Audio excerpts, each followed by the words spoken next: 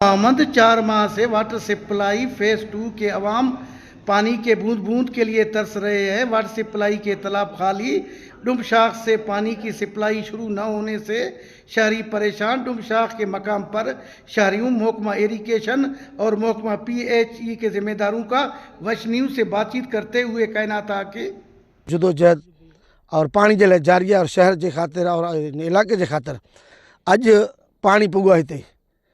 दोस्तनि जी बि मेरे टांकी जा जेके मुलाज़िम आहिनि उहे बि असां आयासीं, कोशिशि में लॻा पिया, जिते रस्ता पानी जो रुकावट हो उनखे बि साफ़ करनि पिया। असांखे उमेदु आहे सुभाणे ताईं मतां पानी हिन टाइम कोई ज़िम्मेदार अमलो हिन टाइम मौजूदु न आहे। हुजणु त इहे खपे कि एक्सीएन पंहिंजो कोई ज़िम्मेदार इरिगेशन जो अमलो न आहे। और जेको ॿी जेकी ॻाल्हि आहे कि PHE जी तरफ़ों हिन टाइम PHE तरफ़ों मुकमल बंदोबस्त बि न आहे। चौथों महीनो आहे शहरनि खे पाणी बिल्कुलु पाणी असां वटि अल्हम्दुलिल्लाह सही आहे। और तव्हां ॾिसो था, तव्हांजो कैमरो अगरि ॾेखारे थो त पाणी हिन टाइम अल्हम्दुलिल्लाह सही हले थो। बाक़ी रही ॻाल्हि पाणी देरि अचण जी, इहो तव्हांखे बि बख़ूबी इल्मु आहे कि असांजा कंस्ट्रक्शन जा कम हलनि था पिया। सर असांखे अगरि इरिगेशन चवंदो असांखे गंढो ॾियण जे लाइ, असां गंढो बि ॾींदासीं, मशीन आनींदासीं, असां ट्रैक्टर बि हणंदासीं, मसइलो न आहे।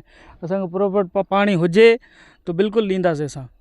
पर गंढो अगरि इरिगेशन हाणे चए थो, मां पंहिंजे एक्शन खे चई हाणे ई गंढो ॾेई सघांसि थो, असांखे पर पाणी ॾींदासीं, असां ट्रैक्टर बि हणंदासीं, गंढो बि ॾींदासीं, पर असांखे इरिगेशन चए त असां गंढो बि ॾींदासीं।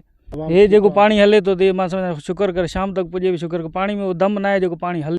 शहरियों ने सूबाई हुकूमत और सूबाई वजीर इरिगेशन से मुतालबा किया कि महकमा इरिगेशन के खिलाफ कार्रवाई करके शहर को पानी पहुँचाने के लिए फौरी तौर पर इकदाम किए जाए ताकि शहर में पानी का बहरान कम हो सके। कैमरा टीम के साथ अली हसन बलोच, वश न्यूज़, उस्ता मोहम्मद, बलोचिस्तान।